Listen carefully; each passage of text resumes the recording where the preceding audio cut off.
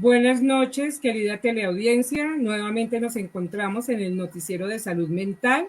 En el día de hoy tenemos un tema muy importante para todos nosotros, para el gremio de los psicólogos, el acompañamiento psicológico para profesionales de psicología.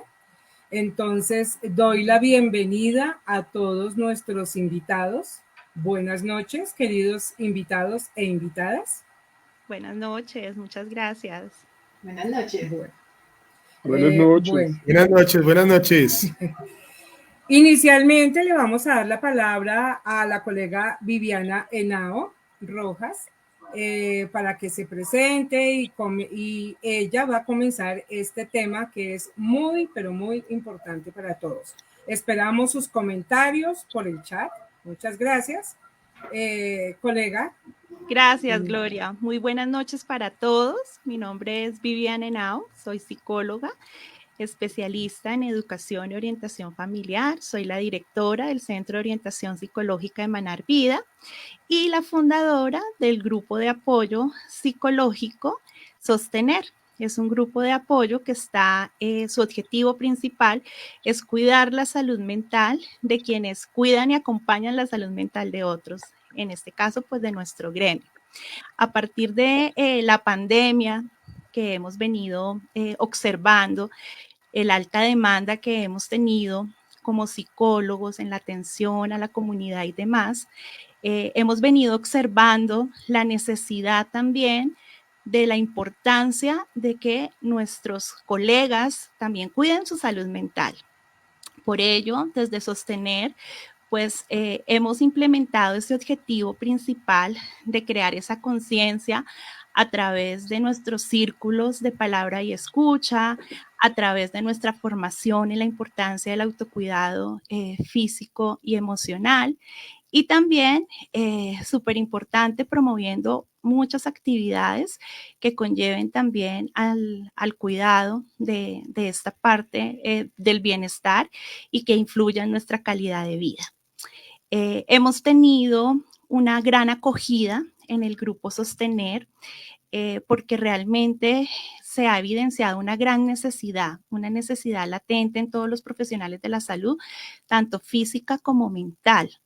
La importancia de crear esa conciencia de la vulnerabilidad que tenemos también como psicólogos en ejercer este tipo de trabajos de manera sistémica, trabajar con el dolor, trabajar con el sufrimiento, con la muerte, estar inmersos en el mundo del dolor del otro, implica también un desgaste en nuestra propia salud mental, implica también que creemos esa conciencia de autocuidado como una habilidad, como un factor protector que nos va obviamente a traer pues muchos beneficios, como les dije anteriormente, en nuestro bienestar y en nuestra calidad de vida. Entonces yo quiero empezar este conversatorio con un cuestionamiento, con una frase reflexiva, y es que nosotros podamos entender que el cuidar física y emocionalmente del otro implica que primero nosotros cuidemos de nosotros mismos, porque tenemos que recordar que nadie puede dar de aquello que no tiene. Entonces, quiero invitar al colega César a que pues nos dé su opinión sobre esta frase. El cuidar física y emocionalmente del otro implica que primero cuide de yo mismo, ¿no? Que recordemos que nadie puede dar de aquello que no tienes. ¿Qué piensas tú, César?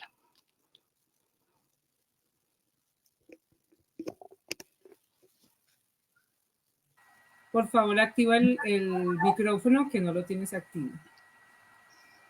Me parece muy oportuno la frase que tú expresas porque es algo que actualmente nosotros los psicólogos demandamos. Me parece que es importante porque antes que nada nosotros somos seres humanos, somos personas, nosotros tenemos nuestros propios dolores y creo que de acuerdo a lo que nosotros venimos trabajando precisamente aquí al interior del movimiento, de la organización, es a través de entendernos de verdad como seres humanos legítimos y desde esa perspectiva, pues es muy importante el fortalecimiento de la autoestima. Es el proyecto que también estamos liderando y que nos parece que digamos que contrarresta también ese trabajo tan maravilloso que tenemos como seres humanos para poder potencializar, digamos, esas adversidades tan fuertes que en el día a día tenemos, porque sabemos que de todas formas estamos en un mundo bastante hostil y tenemos que de todas formas expresar esas emociones, es válido tenerlas y pues es maravilloso esto que tú haces y de verdad que me alegra enormemente que colegas como tú puedan ampliar esta perspectiva para todo el gremio. Ok, César, gracias. Bueno, Mireya, Gracias a ¿tú ti. qué piensas? Claro, Viviana, absolutamente toda la razón. O sea, creo que ahí entra un concepto que es el hacer conciencia de las cosas, ¿no? Y parece muy mencionada la palabra, la escuchamos frecuentemente, de hecho en muchos objetivos dice crear conciencia, hacer conciencia, pero en el trasfondo esa conciencia implica muchas cosas, ¿no? Implica reflexionar realmente de las ventajas que tiene algunos comportamientos, situaciones, desarrollar ciertas habilidades, además de mirar las ventajas, también ver cuál es el estado que uno tiene, ¿no? O sea, cuál es la necesidad propia, en dónde están mis riesgos, cuáles son mis riesgos, cuáles son mis sensibilidades, mis vulnerabilidades. Y de acuerdo a eso, ser consciente y empezar a hacer cosas que resten el impacto negativo de eso que es la condición de mi vida. ¿Mm? Ok, Mireya. Andrés. Aquí estamos, Viviana. Ok, Bueno, Andrés, ¿qué piensas tú? ¿Cuál es tu aporte a este tema de la importancia de cuidarnos primero a nosotros mismos para poder cuidar y acompañar a otros?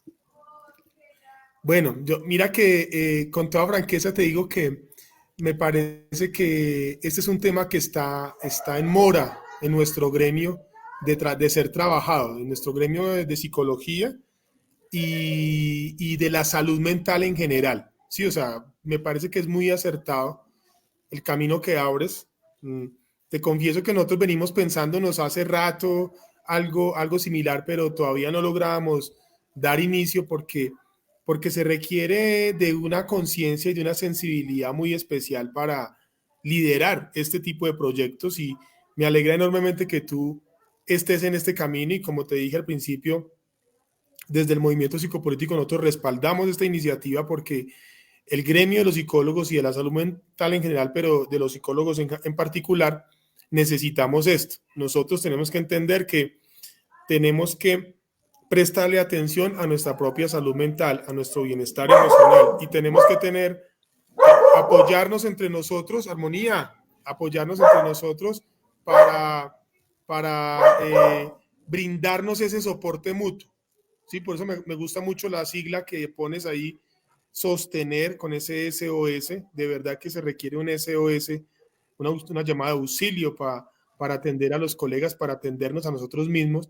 Entonces me parece que es muy relevante porque de verdad que si nosotros no nos prestamos atención, si no nos brindamos cuidado, entonces no vamos a poder hacer ese proceso de homeostasis, de equilibrio que requerimos para poder seguir haciendo nuestro ejercicio de ser soporte, porque nosotros somos soporte emocional, soporte psicológico de las personas que buscan nuestros servicios. Entonces, me parece que es parte de una tendencia y de una cultura que se construye y que se está construyendo del autocuidado a nivel individual y del autocuidado a nivel gremial. Tenemos que cuidar a nuestro gremio y pues se alinea con nuestro propósito que es trabajar por el bienestar de los profesionales. Entonces, como dicen los españoles, en buena hora, Viviana.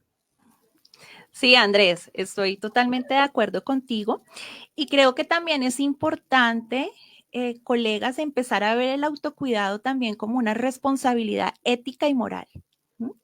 Porque nosotros vemos la ética de pronto no solamente desde lo deontológico, sino también creando la conciencia de la importancia de estar bien. O sea, es muy ético ser yo consciente de mis emociones, de mis necesidades, incluso de los límites también que tengo que marcar como profesional en determinado momento, porque eso también me está llevando a mí a ser ética en el ejercicio de mi labor, ¿no? A no cometer no solamente esas malas praxis con las personas que yo cuido, porque fíjense en ustedes cómo desde la academia, y aquí quiero que ustedes también me comenten un poco la percepción que tienen sobre el asunto, y es que desde la academia, pues recibimos muchas herramientas en nuestra formación, en nuestras especializaciones, desde los diversos ámbitos en que nos desarrollamos, clínico, social, organizacional, educativo, para identificar las necesidades de nuestros pacientes o nuestros consultantes,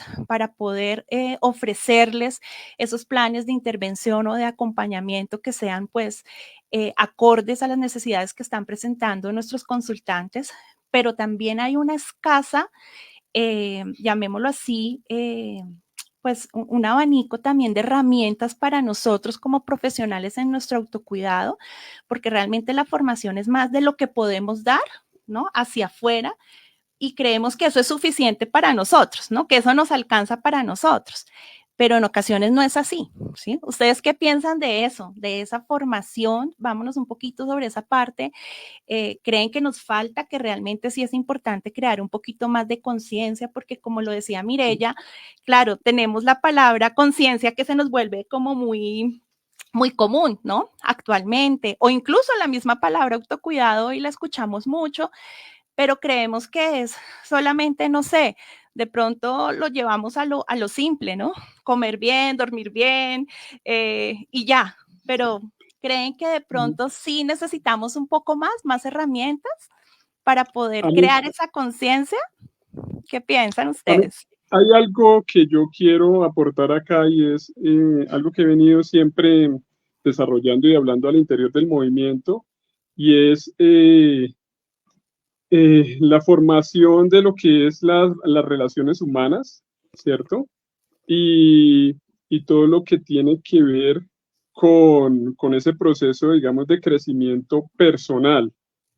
Me parece importantísimo que más que esa forma, estamos, digamos, formados todos los que hacemos parte de esta sociedad, muy en términos materialistas.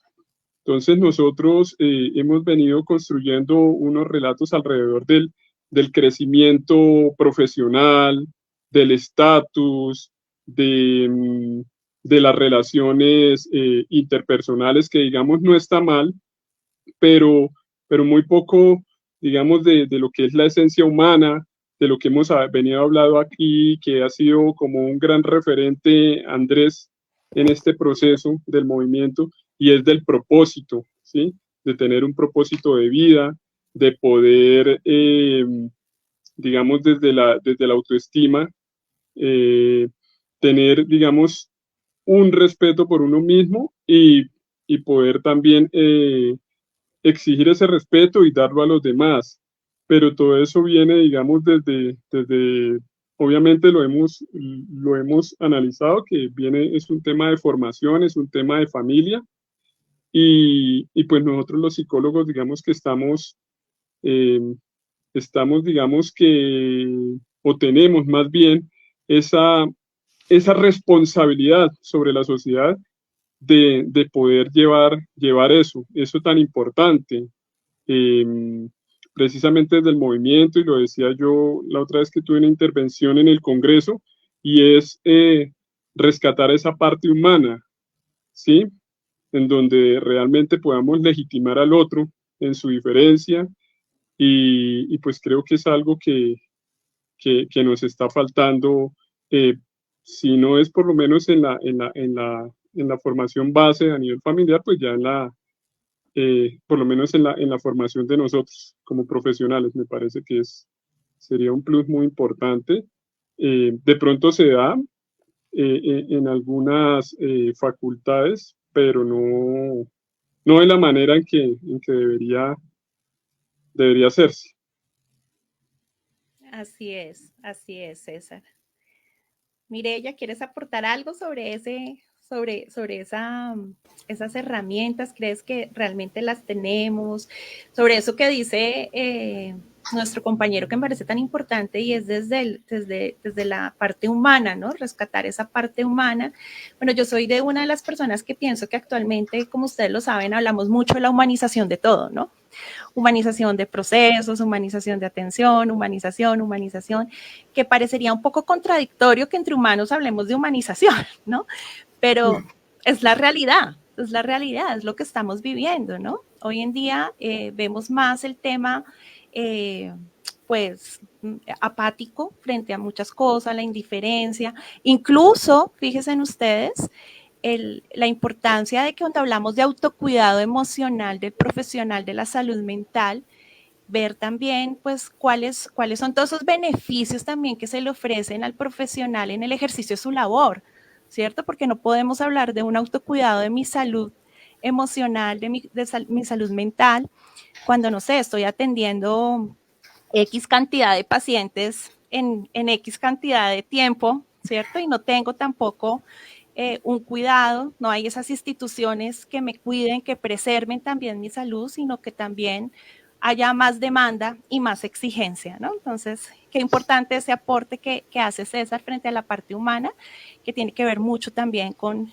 esta situación. Y Mireya, ¿qué piensas tú frente a las herramientas? Bueno, lo que tú mencionabas de cómo se da esto también en las universidades, ¿no? Complicado porque finalmente nosotros deberíamos aprender el autocuidado en los diferentes entornos en los que nos movemos a través de toda nuestra vida. Sí, o sea, el autocuidado debe empezar desde la misma casa. Total. Con nuestros padres. En el colegio también, ¿sí? Y en los diferentes entornos donde nos movamos. O sea, si el chico o la chica entrena en una escuela deportiva, allí también debería ser muy claro que hay riesgos de accidentes, hay riesgos de lesiones, hay también cosas que pueden pasar relacionadas con el deporte, y no es para asustar a nadie, sino simplemente para crear conciencia de la exposición que se puede tener en los diferentes entornos en los que nos movemos, ¿sí? Y también de cuáles son las alternativas para disminuir, para reducir esos riesgos relacionados en cada uno de los entornos en los que nos movemos. Claro, ahora, ver el autocuidado como ese factor protector. Claro. Y en las universidades, a nosotros como estudiantes de psicología, cuando fuimos estudiantes hace un poquito de tiempo nomás,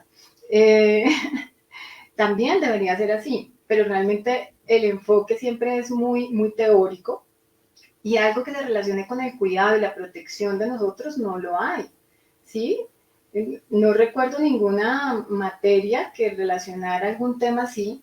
Tal vez en organizacional alguna vez mencionan es el tema de la salud ocupacional, como se mencionaba anteriormente.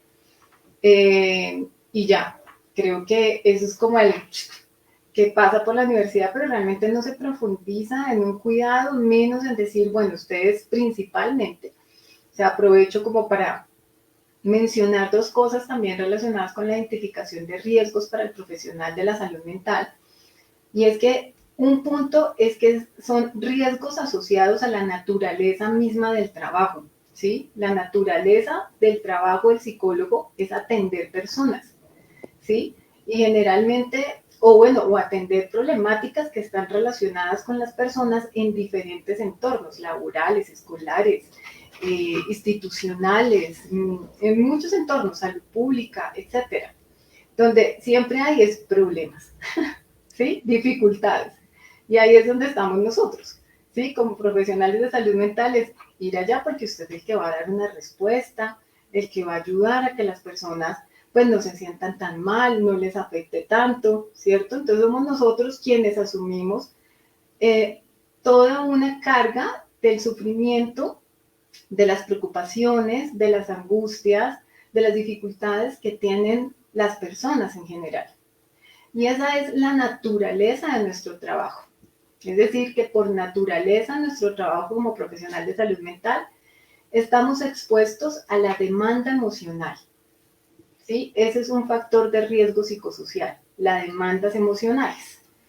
Y otro que está relacionado también con nuestro ejercicio son las demandas intelectuales, cognitivas. Esos son dos elementos claves en la naturaleza del trabajo del profesional de salud mental, ¿sí? Por otro lado, existen también otra fuente de riesgos, que son los que se derivan de las condiciones del empleo y de las condiciones de trabajo. Y las condiciones del empleo se relacionan con formas de contratación de las personas y la forma de remuneración, o sea, sus salarios, ¿sí? Se le da la remuneración porque si es contratista, pues no se habla de salario, ¿sí? Por eso tiene que ver también con contrato, con la forma de contratación. Y esas son condiciones de empleo que para algunos profesionales pueden ser buenas y no pueden ser factor de riesgo, sino posiblemente puedan ser un factor protector, pero no es el común, ¿sí? En general, somos un montón de contratistas, ¿sí? Donde sus tipos, sus formas de contratación tienen una desprotección laboral. Entonces, allí ya existe una condición de riesgo que genera un impacto en la salud también de las personas, ¿sí? Por otro lado, hay otra fuente de riesgos que son las mismas condiciones de trabajo.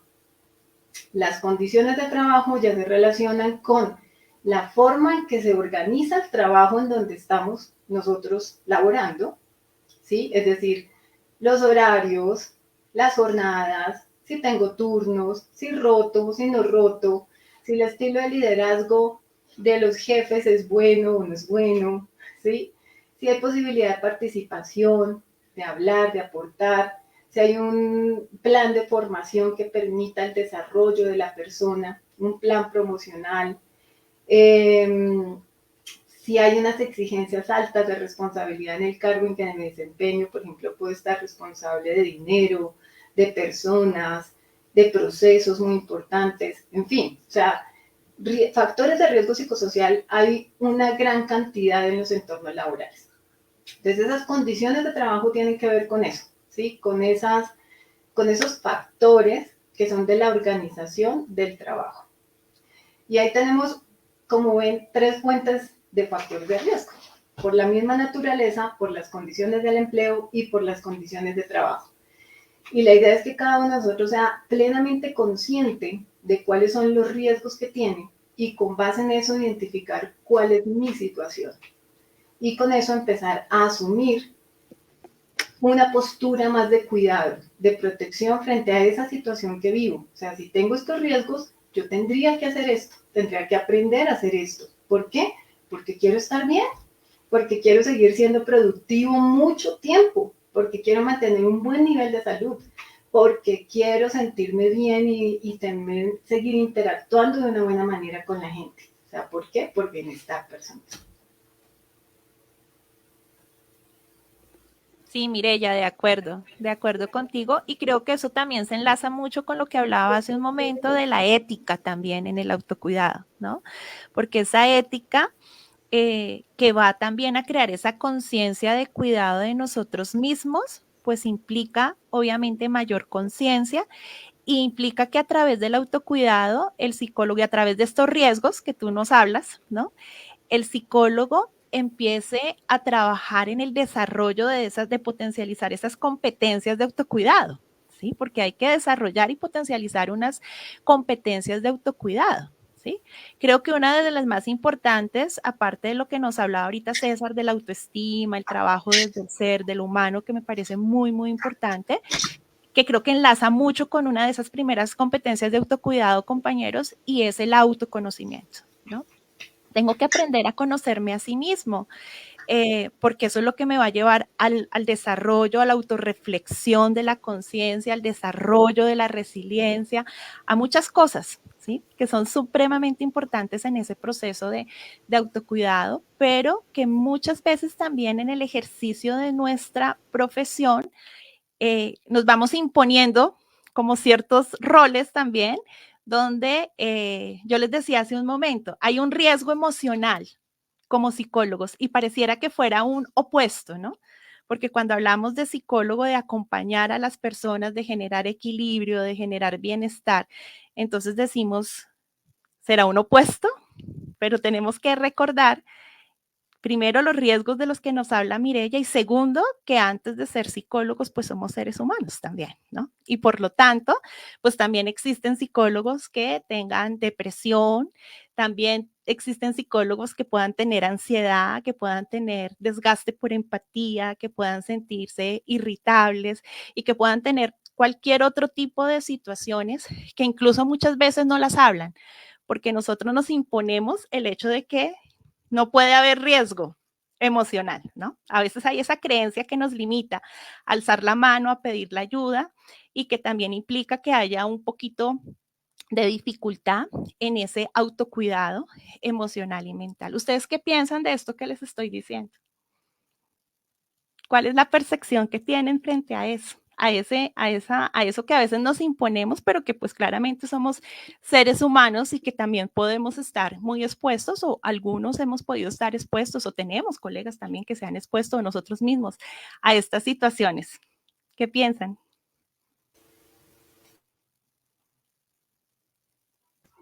Yo quería hacer un comentario, Viviana, con respecto a dos aspectos que has tocado. Uno, el tema de la ética y el tema de lo académico en nuestra formación. Entonces, con respecto a la ética, me parece que hay un elemento central ahí. Me gusta mucho conectar el asunto de la ética con la vieja concepción de la ética de la antigua Grecia, de la ética como el ethos, como el carácter, ¿sí? El carácter, es decir, cómo es importante que los psicólogos, aún después de salir de esa formación académica, institucional, le prestemos atención a la formación de nuestro carácter, ¿sí? O sea, la ética es algo que se va construyendo, que se sigue construyendo, es decir, pareciera ser que el psicólogo o el profesional de la psicología, pues, está llamado, además de tener unos conocimientos específicos en el campo psicológico, también está llamado a trabajar sobre sí mismo y a fortalecer su carácter. Yo veo la ética desde la lógica del carácter, desde el pulir ese carácter, lo que los antiguos alquimistas hacían referencia al hecho de la alquimia, que decían que convertían el plomo en oro. Hace poco tuve un descubrimiento, una conciencia de eso, y es entender que el plomo es ese ego, es ese temperamento que todos traemos un poco caótico, y el oro es ese brillo, es esa conciencia que ya hemos ido adquiriendo gracias a nuestro trabajo psicológico. Entonces, ese es un trabajo que hay que hacer individualmente. Cada uno de los psicólogos tenemos que hacer ese trabajo de fortalecer nuestro carácter. Es un trabajo que hay que hacer interpersonalmente y es un trabajo que hay que hacer grupalmente. O sea, es un trabajo en el que necesitamos comprometernos con nosotros mismos, tener pares en esa tarea y ojalá contar con el apoyo de un grupo, que no tiene que ser un grupo muy grande, puede ser un grupo pequeño, me lo imaginaba, donde hiciéramos ese ejercicio a conciencia y con el corazón abierto de ver nuestro carácter, de practicar eso que tú dijiste ahorita del autoconocimiento, ahí necesariamente. Entonces, el otro me sirve a mí como espejo y yo le sirvo de espejo al otro. Entonces, por eso es que vibro tanto con esta propuesta, Viviana, del grupo de apoyo psicológico, de este sostener, porque lo necesitamos. O sea, yo siento que la profesión, aunque en Colombia aparentemente no, según la historia lleva más de 70 años, yo siento que nosotros todavía estamos apenas en una etapa de adolescencia en el desarrollo de nuestra profesión en Colombia. Por lo tanto, somos una generación que está llamada a contribuir con este tipo de proyectos para ir fortaleciendo e ir incrementando e ir robusteciendo la ciencia psicológica y la profesión psicológica. Entonces, la ética desde el fortalecimiento del carácter, desde la personalidad y la importancia de que existan grupos como estos para que se dé ese tema de la formación del carácter del profesional de la psicología, que sí tiene un carácter particular. ¿No les parece a ustedes? Nosotros sí estamos llamados a forjar un carácter particular, ¿o no, Viviana? ¿Qué dice Gloria Nidia? Totalmente. ¿Cierto? O sea, uno le dice a las personas con las que uno trabaja, que lo consultan, conócete a ti mismo, haz estos ejercicios de autoconocimiento. Pero uno de psicólogos, ¿será que lo hace? ¿Será que los psicólogos, de 100 psicólogos, ya que Mireya está en el proyecto de autoconocimiento de Miguel de Zuviría, de 100 psicólogos, ¿cuántos verdaderamente haremos ese viaje interior? ¿Cuántos verdaderamente le invertiremos tiempo a conocernos? ¿Qué crees tú, Mireya? No, si un 10% lo hiciera, estaría feliz. Muy poco realmente. O sea, creo que ese es uno de los factores clave éticamente, como mencionaba Viviana. O sea, a veces la ética nosotros lo vemos como en la reflexión, el análisis que hacemos sobre otro tipo de situaciones. Totalmente. Realmente la ética empieza por nosotros mismos, ¿sí? Y es precisamente en conocernos a nosotros mismos. Por ejemplo, todo esto que tiene que ver con el autocuidado y el trabajo que nosotros hacemos en los diferentes campos, como ya les mencionaba, tiene que ver mucho con la demanda emocional y con las demandas cognitivas. Y en la demanda emocional hay personas que tienen diferentes niveles de empatía, ¿sí? La empatía puede ser a veces muy alta, y tener una alta empatía definitivamente es algo que toca cuidar mucho, que toca exigir regularla, ¿sí? Aprender a regularla porque es un factor de riesgo terrible. Es muy bonito porque moviliza totalmente, moviliza hacer cosas y acciones por los demás, pero para la propia salud emocional de las personas es algo muy, muy fuerte. ¿Mm? Entonces, definitivamente, en ese ejercicio ético es empezar con un ejercicio de autoconocimiento. O sea, ¿cuáles son mis propias vulnerabilidades? ¿Cuáles son mis propias sensibilidades? ¿Sí? Para aprender a manejarlas, para aprender a regularlas y no afectar mi vida realmente. Eso es una ética que empieza desde nosotros, ¿sí? Y reconocer, como les decía, cuáles son mis factores de riesgo, ese panorama de riesgos que tengo para poder empezar también a gestionarlos. Y también muy clave, y algo que es un sesgo de pensamiento de la mayoría de nosotros, es que vemos más fácilmente lo negativo que lo positivo. Y también es muy clave en este tema del autoconocimiento y de la ética sobre nosotros mismos, el reconocer cuáles son esos factores favorables, positivos para cada uno de nosotros. Es decir, de verdad, eso que nos mantiene, que nos motiva, que nos hace sentir bien, que nos hace descansar, que nos cambia la onda a veces en el cerebro, que necesitamos cambiar a veces de esos pensamientos tan negativos y todo trabajo, o tengo que hacer. Entonces, el poder ver esa otra cara, la cara positiva, la cara favorable, también hace parte de ese ejercicio responsable que debemos hacer nosotros como psicólogos, y además que podemos ser un excelente modelo y debemos ser un modelo realmente para generar autocuidado también a los demás. Yo quería decir algo y es que me parece fundamental eso que estás diciendo, Mireya, porque nosotros, digamos, esa empatía tiene que, digamos, expresarse en algo tan básico como que nos quitemos, digamos, el traje de la experticia, ese tema de la experticia que a veces, digamos, hemos ido pensando como psicólogos qué es lo que nos da, digamos, como esa varita mágica con la persona que tenemos al frente, ¿sí? Y entre nosotros mismos. Entonces yo creo que es para poder llegar a esa empatía, yo creo que nosotros debemos comenzar a observar mejor a las personas. Realmente cuando hacemos un análisis de una persona, de una situación, de una vivencia en la calle, en nuestro trabajo, en nuestra cotidianidad, tantos problemas que hay en el tráfico a nivel de seguridad vial, entre otras cosas, es porque nosotros metemos mucho de las concepciones, de las creencias que nosotros ya tenemos y de una vez lanzamos un juicio a las carreras. Entonces nosotros nos toca cuando miremos una persona, cuando podamos entablar una conversación, realmente poder escuchar a esa persona, ¿sí? Pero escuchar no es oír, escuchar es sentir realmente lo que esa persona está transmitiendo en ese momento. Porque siempre que escuchamos de una vez, tenemos es la transmisión de lo que nosotros interpretamos, de nuestras bases culturales, de todo lo que nosotros hemos venido, digamos, o como hemos venido siendo formados. Entonces, todo eso, digamos que afecta la forma en cómo nos relacionamos con la otra persona. Nosotros lo que tenemos que hacer es liberarnos, digamos, de esos prejuicios y poder escuchar a esa persona. En el momento en que escuchamos a esa persona realmente liberados de prejuicios, de construcciones de nuestras propias vivencias, pues podremos realmente entender y empatizar con esa persona.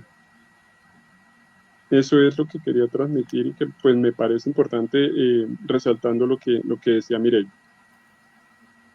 Ok, qué importante eso que dices, César, de la empatía, porque fíjense ustedes que nosotros como psicólogos o incluso cualquier profesional que esté en una profesión que implique la relación de ayuda, pues hablamos que la empatía es como el ingrediente principal, ¿no? Entonces decimos, no, el ser empático, el colocarnos en el lugar del otro, pero bueno, bien sabemos que el desgaste de empatía también es perjudicial, que fatiga, que cansa, que demanda, y muchas veces no tener ese conocimiento propio de saber hasta dónde puedo ir yo, ¿sí? Porque como ser humano también hay cosas que en algún momento me llevarán a que las pueda tolerar más y otras menos, entonces me puede colocar en algunas ocasiones en situaciones de riesgo. Como formadora, en la parte de autocuidado emocional para los profesionales de la salud, nosotros hablamos de un concepto muy importante y es la empatía, ¿no? ¿Y qué es la empatía? Es esa empatía sana. Es un concepto muy nuevo porque, pues básicamente siempre hemos escuchado que lo contrario a la empatía es la apatía, ¿no? Y es como muchas de las herramientas también, o incluso conductas o comportamientos que pueden tomar muchos profesionales como factor protector, y es, bueno, soy apático a ciertas situaciones, a ciertos contextos, a ciertas cosas, pues para protegerme también, ¿no? Pero en estas profesiones de relación de ayuda, pues no es muy humano, ¿no? El tema de irnos por la parte de la apatía, y tampoco tener una empatía en exceso porque también me va a demandar y me va a desgastar. Entonces la empatía, que es ese punto medio, me va a llevar a poder acompañar al otro, pero teniendo un conocimiento previo de sí mismo, lo que me implica mayor conciencia de autocuidado, y que se vale en muchas ocasiones alzar la mano, pedirle ayuda a otro colega, derivar, decir no puedo en algunos contextos, porque tengo ese conocimiento previo y sé qué puedo y qué no puedo tolerar en determinado momento. Eso en cuanto a la parte de la empatía. Y frente a lo que decía Andrés hace un momento del carácter, me parece tan importante esa parte que tocas del ego, Andrés, porque creo que en nuestro gremio es muy, muy importante aprender a estar y aprender a recibir también, ¿no?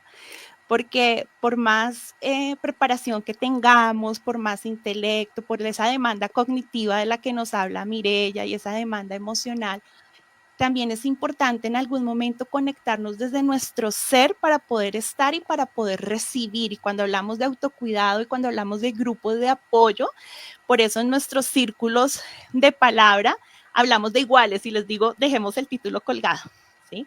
Porque fíjense en ustedes lo importante de aprender a recibir cuando me dicen quién eres tú, y no estoy presentándome como yo soy psicóloga, ¿no? Sino yo soy Viviana y soy una mujer sensible, o soy una mujer líder, o soy proactiva, o soy, bueno, con muchas competencias y muchas habilidades que no solamente me ponen mi título como carta de presentación, ¿no? Y eso también me ayuda a quitarme un poquito la coraza y a conectarme más conmigo misma.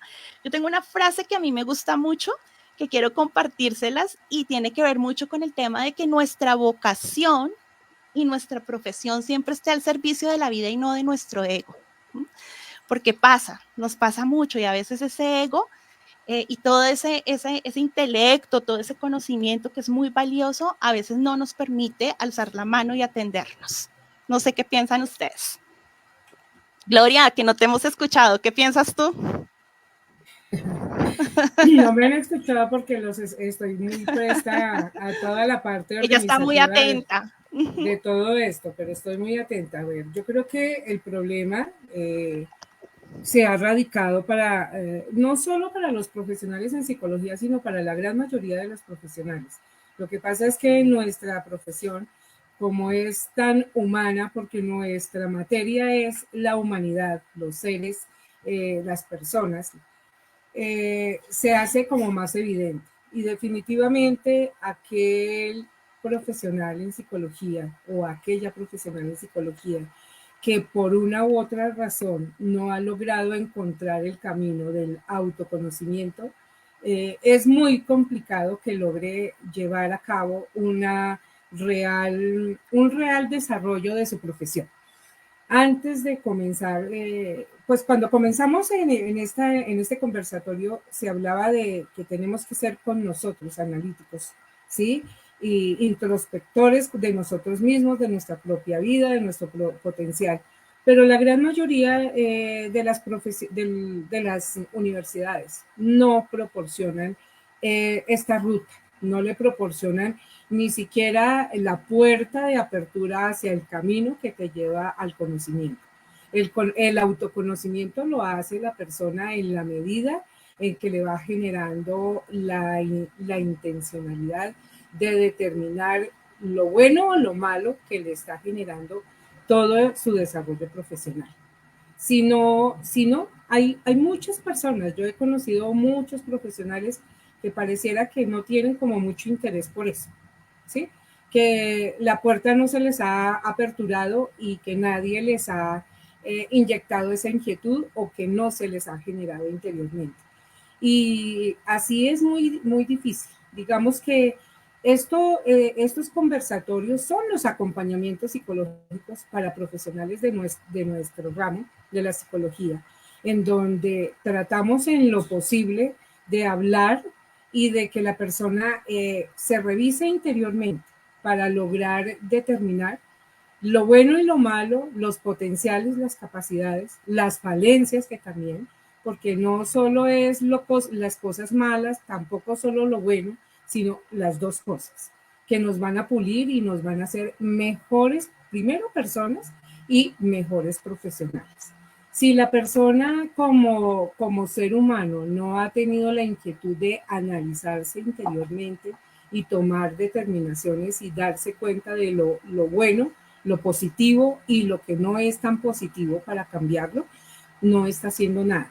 Es necesario revisar y nosotros como profesionales requerimos de revisar primero antes de seguir dando pasos de capacitarnos, de mejores oportunidades laborales, porque las oportunidades laborales se van dando en la forma y en la medida en que nosotros vamos mejorando nuestro autoconocimiento. Y ninguna universidad lo enseña, y en ninguna universidad lo dice. Eso lo dice el trayecto que vamos tomando después de que comenzamos no solo a graduarnos, comenzamos a estudiar esta carrera. Como yo en algún momento les dije, no en el noticiero, sino en otra reunión, yo encontré esta carrera hace 32 años, pero fue en un momento de crisis personal, ¿sí? Y creo que esa fue la que me dio la oportunidad de encontrarme a mí misma y aprender muchas cosas. Y no quiere decir de que me conozco al 100% porque creo que como seres humanos no llegamos hasta allá, pero sí la oportunidad de conocerme mejor. Y en la medida en que uno se va conociendo, puede proporcionarle mejor ayuda a las personas que buscan nuestra ayuda y nuestra orientación. Así es, Gloria. Muy, muy de acuerdo con tu aporte.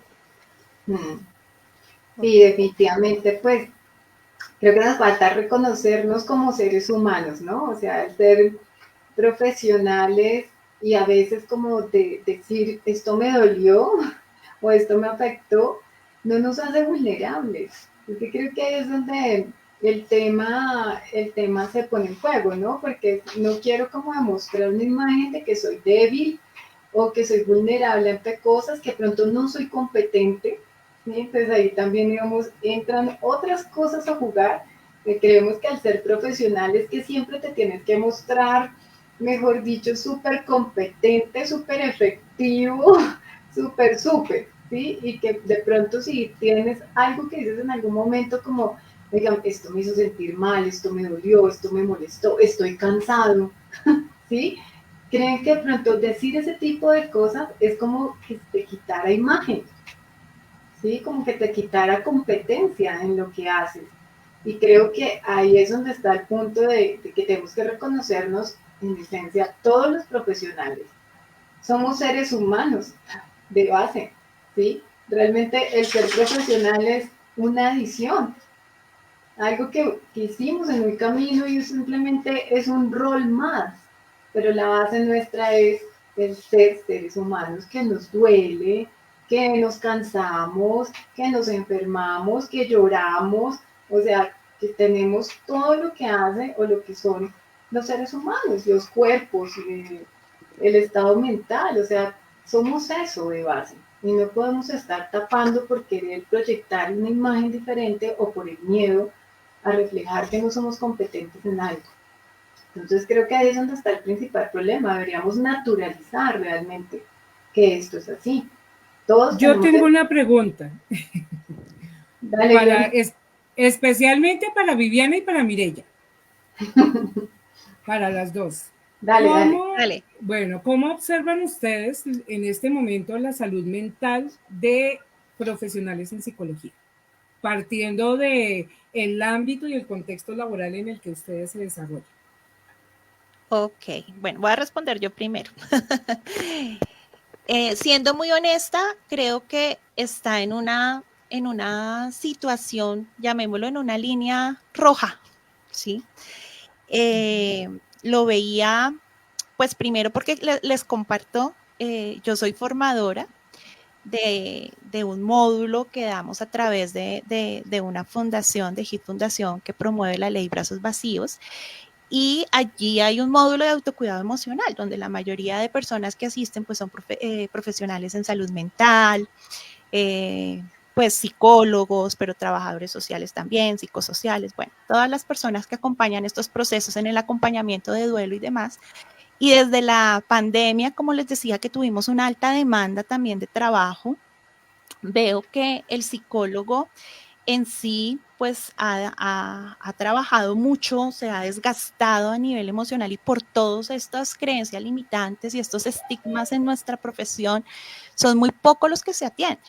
Ahora veamos el concepto de ir a terapia, la importancia de también nosotros tener nuestra supervisión, ir a terapia, y lo veíamos con Andrés en días pasados que tuvimos una reunión con los coequiperos de Sostener, y es que pues es muy difícil cuando tenemos nosotros que ir a terapia, aprender a estar y recibir, precisamente, ¿no? Buscar el psicólogo que esté como acorde, que podamos dejar de lado nuestros conocimientos previos y todas estas situaciones, porque cuesta, es un ejercicio difícil. Entonces, si tú me preguntas, Gloria, yo digo que estamos en una situación, en zona roja, yo lo pondría, en una zona roja, y creo que es por eso un momento muy importante a nivel social y a nivel de nuestro gremio de llamar a la conciencia, ¿sí?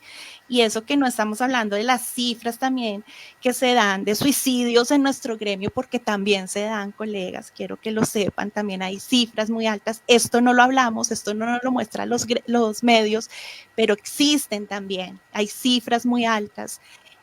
Hay cifras muy altas en temas de depresión, de ansiedad, de muchas cosas que están pasando y que no hay una atención adecuada, porque nos cuesta, por un lado, alzar la mano y porque tampoco hay esas rutas o esas herramientas que nos permitan atendernos en esta área. Mireya. Pues mira, yo creo que realmente si podemos hablar en términos generales, no es solo los psicólogos, ¿no? Somos todos los seres humanos, todos los que estamos en este país, bueno, y en otros países también, pero digamos que todo arranca también desde esas condiciones de trabajo, de empleo que existen en nuestro país, ¿no?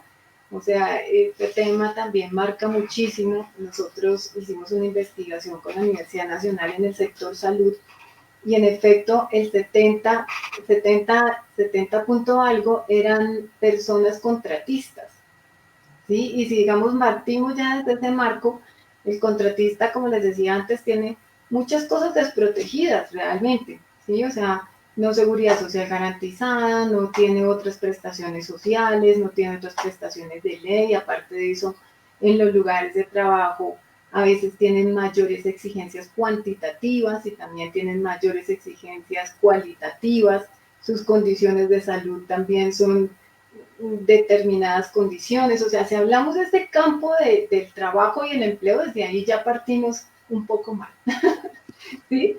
Y si metemos un poquito más profundo, el psicólogo en el campo laboral, ustedes saben cómo son las condiciones, o sea, un recién egresado le es muy difícil ubicarse, no hay muchos espacios, entonces también hay mucho desempleo, y esto también es una cosa muy importante, o sea, la salud mental de los chicos, de las chicas o de las personas que están desempleadas, ¿sí? Esto también es otra cosa que hay que considerar, no solamente temas de empleo, sino también el que está desempleado, está buscando, no sabe qué hacer, está desorientado.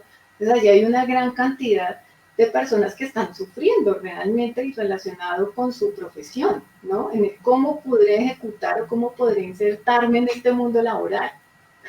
Y ahora, se insertan en el mundo laboral y pues las condiciones no son las más favorables, porque pues los salarios para un psicólogo sin posgrado son muy, muy bajos realmente, ¿sí? Las oportunidades laborales también bajas, la calidad de los empleos en nuestro país pues ha disminuido, ¿sí? Entonces tienes que hacer un posgrado necesariamente, entonces tienes también exigencias sociales y exigencias profesionales para que puedas medianamente tener una condición. Entonces, bueno, ya partiendo de ahí, ya podemos decir que realmente el tema de las condiciones de salud mental de nuestros compañeros psicólogos, ¿sí? Empleados o desempleados y en todas las condiciones que estén, pues realmente están afectadas por estas condiciones macro de nuestro país, ¿no?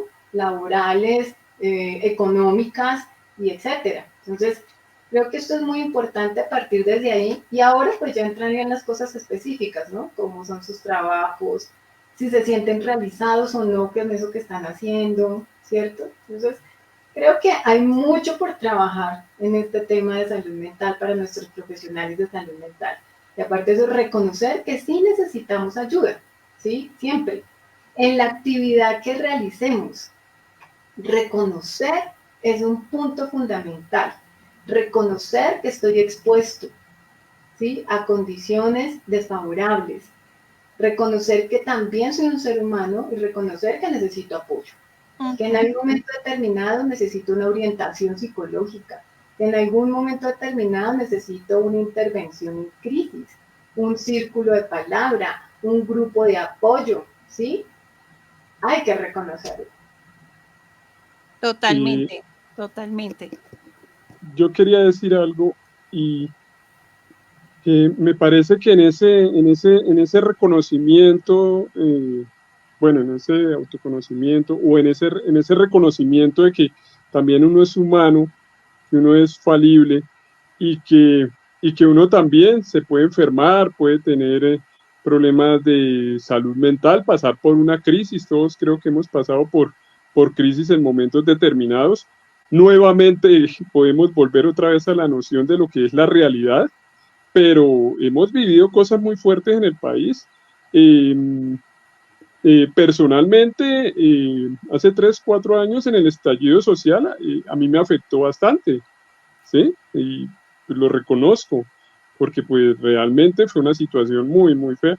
Y pues imagínate tú todos los problemas que han ocurrido aquí en esta sociedad, ¿sí? Pero yo pienso una cosa, lo que sí debemos es ser muy responsables. Cuando nosotros, digamos, estamos pasando por unos procesos, digamos, de salud mental afectados o tenemos algunas crisis, lo que no podemos hacer es, digamos, tratar de poder marcar esa diferencia cuando nosotros vayamos a intervenir, ¿sí? Porque nosotros, cuando y ahí sí lo hablo como psicólogo y lo que hemos, digamos, dialogado aquí en el movimiento, y es que si nosotros vamos a ejercer profesionalmente desde el punto de vista clínico o en cualquier otra área, o si vamos digamos, a tener un puente ya con el tema político, por ejemplo, nosotros, y eso pasa mucho en este país, pues no nos podemos cargar los problemas, digamos, de salud mental personal, digamos, a otras personas, ¿sí? Porque pues debemos nosotros primero autoevaluarnos. Entonces me parece que es un ejercicio ético que primero preservemos nuestra propia salud para poder de verdad hacer intervenciones y poder trabajar con la gente y adquirir liderazgos. Porque cuando uno adquiere un liderazgo, adquiere una responsabilidad también. Y pues, digamos, hablo por mi caso particular y por todo lo que yo vivo viendo en el contexto, porque pues soy un líder también, o pues eso lo podrá decir también las personas que están en el movimiento, y pues trato, digamos, de tener esa conciencia para poderlo dar de una mejor manera. Entonces pienso que es importante que cada uno de nosotros que quiera siempre liderar o trabajar con seres humanos, estemos lo mejor posible, obviamente entendiendo que somos seres humanos. Pero estoy hablando ya cuando son problemas demasiado que nos desbordan, que ya de verdad no tenemos opción, entonces ahí es importante la ayuda, no comernos eso. Bueno, colegas, vamos entonces llegando al final, entonces vamos a hacer dos cosas. Yo les voy a mostrarles los comentarios que algunos de los colegas dejaron y luego cada uno de ustedes va a hacer una pequeña conclusión respecto a ese acompañamiento psicológico para los profesionales en psicología, que es nuestro tema. Laura Bello dice, muchos colegas nos juzgan, nos minimizan, nos discriminan en lugar de apoyarnos. Entendemos acompañarnos en episodios depresivos y de ansiedad. Esto también es falta de ética. Bueno, ese es uno de los comentarios.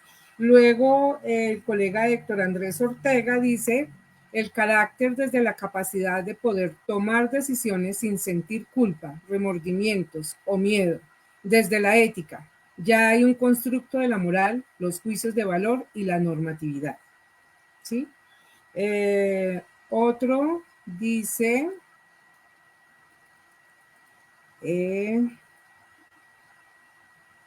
Carolina Bello dice que es también un acto de amor propio reconocer que necesitamos recibir ayuda. Mónica Yepes dice que el autocuidado y la ética profesional tienen relación directa con el trabajo terapéutico personal. A ver, ¿qué más? Es importantes, todos son muy importantes, pero como estamos ya saliéndonos del tiempo, dice Lady, un momentico que me salga el autoconocimiento. El autoconocimiento no es una meta, sino un proceso. Todo es tiempo, estamos aprendiendo de nosotros mismos. Todo el tiempo estamos haciendo conciencia de nosotros mismos. Claro está que debe estar en disposición de hacerlo, porque de lo contrario estamos en un estancamiento. ¿Listo? Bueno, entonces, ahora ya para terminar, como lo dije, entonces, cada uno de ustedes vamos a realizar una pequeña conclusión del tema.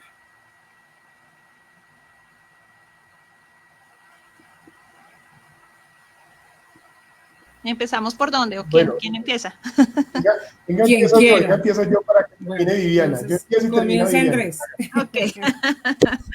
Y termina Viviana. Vamos a empezar. Yo empiezo y termina Viviana, dale. Okay. Entonces, conclusiones. Lo primero, nuestro gremio de psicólogos y psicólogas necesitamos todos acompañamiento psicológico.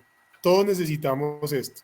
¿sí? O sea, esto es una necesidad, esto es algo que nuestro gremio lo necesita y nosotros nacimos como movimiento y como agremiación para apoyar todas las iniciativas que tengan en mente esto y que tengan en sus propósitos esto para articular acciones y responder a esta necesidad de acompañamiento. Lo segundo es la importancia, y escuchando ahí lo que decía Laura Bello, la importancia que hay de nosotros como psicólogos, esta nueva generación de dirigentes del gremio de la psicología y de líderes, la importancia de que nosotros promovamos la cultura de la empatía, de la solidaridad, de la cooperación, ¿sí? Una serie de valores que hace falta cultivar en el medio. O sea, pienso yo que lo que nos va a dar ese crecimiento gremial es entender que tenemos que cooperar, que compitiendo, o sea, compitiendo entre nosotros no vamos a poder crecer. Obviamente sí hay posibilidades de, digamos, de tener un desempeño notable, de tener ciertos logros, ciertos avances, pero de nada sirve uno individualmente desarrollar una carrera brillante si no contribuye desde su brillantez y de su calidad humana e intelectual con el crecimiento del gremio y con aquellos colegas que están en un proceso también. Todos estamos en un proceso, unos van más adelante, otros van más atrás.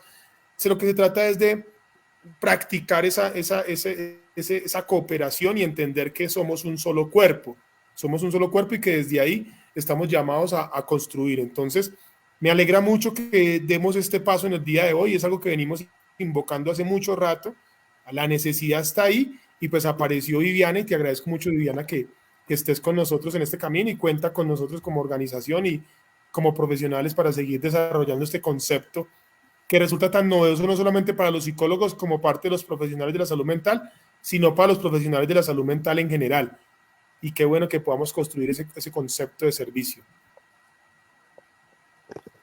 ¿Quién continúa? César. Bueno, gracias. No, pues una conclusión corta y es que somos seres humanos, todos pasamos por procesos difíciles en nuestras vidas y digamos que eso es algo que debemos tener muy en cuenta y saber que sencillamente estamos en un proceso en esta vida, ¿no? Pues finalmente, como decíamos hace un rato, nos cansamos, nos reímos, trabajamos, somos seres humanos, nos duele el cuerpo, estamos expuestos a enfermedades, en fin, y pues somos tan humanos que, digamos, es como fuerte decirlo a veces, pero es algo también natural, somos seres humanos y morimos también, ¿sí? Entonces esto es un proceso en el que nosotros debemos hacer conciencia de la humanidad que realmente nosotros tenemos y a partir de eso realmente autoconocernos y no flagelarnos tanto en el proceso, sino adquirir ciertas responsabilidades en nuestro rol profesional para atender a esa ayuda que necesitamos y poder también establecer vínculos relacionales que nos hagan crecer como personas y que también podamos, digamos que, beneficiarnos para esos procesos de bienestar y de salud mental que nosotros necesitamos como profesionales y como personas. Muchas gracias. Colega Mireya. Bueno, yo sí voy a ser corta. Todos tenemos malestares y también factores que generan bienestar en nuestra vida, ¿sí? Y no solamente provienen del ámbito laboral, provienen de todos los ámbitos de nuestra vida, ¿sí? Y es importante reconocerlos, identificar cuáles son, tanto eso que me genera bienestar, esos factores protectores, como también los que no lo generan. Saber cuáles son mis vulnerabilidades y empezar a ser muy responsables y éticos con nosotros mismos, teniendo un comportamiento autocuidado ejemplar. Muchas gracias. Y colega Viviana. Bueno, quiero cerrar este conversatorio claramente pues recogiendo todos los aportes de mis colegas que me parecen muy, pero muy valiosos, pero sobre todo haciéndoles la invitación a todos los colegas que hoy nos están escuchando, viendo a través de este en vivo, pues a que potencialicemos como gremio esas competencias de autocuidado, ¿no? Que se vuelven un factor muy protector y muy importante en el ejercicio de nuestra labor. Para ello, entonces, los invito a que hagan parte de Sostener, el grupo de apoyo psicológico, que somos profesionales cuidando a profesionales. Voy a pedirle el favor a Andrés si podemos de pronto colocar el link del formulario de inscripción en el muro del movimiento para que las personas puedan acceder, se puedan inscribir. En la conmemoración del Día del Psicólogo, que ya casi se acerca, vamos a tener una actividad donde vamos a darle lanzamiento a nivel virtual pues a nuestro proyecto. Están cordialmente invitados, el acceso es gratuito. Vamos a tener un taller de autocuidado emocional para los profesionales de la salud. Entonces, recordemos que existe un déficit de autocuidado cuando nosotros identificamos que la demanda de acción es mayor a la capacidad de la acción. Entonces, si nosotros empezamos a ver ese déficit en nosotros, es el momento de alzar la mano, de pedir ayuda, de formarnos, de aprender a estar y a recibir. Así que bienvenidos a todos y bueno, profesionales cuidando de profesionales. Bueno, muchísimas gracias a todos nuestros invitados en el día de hoy. Como lo dijimos, era un tema muy, muy importante y de gran controversia, no controversia, sino de mucho que decir. Yo invito a todo el gremio de psicología para que en ese acompañamiento psicológico que realicemos donde sea, también tengamos en cuenta algo. Unidos somos más fuertes. Por eso nos encontramos en el movimiento psicopolítico Salud Mental para Todos, porque nos unimos y así somos más fuertes, nos podemos hacer reconocer, visibilizarnos y juntos sacar adelante una profesión tan hermosa en este hermoso país. Muchísimas gracias a todos y que tengan una feliz noche. Gracias. Bueno, feliz noche. Gracias.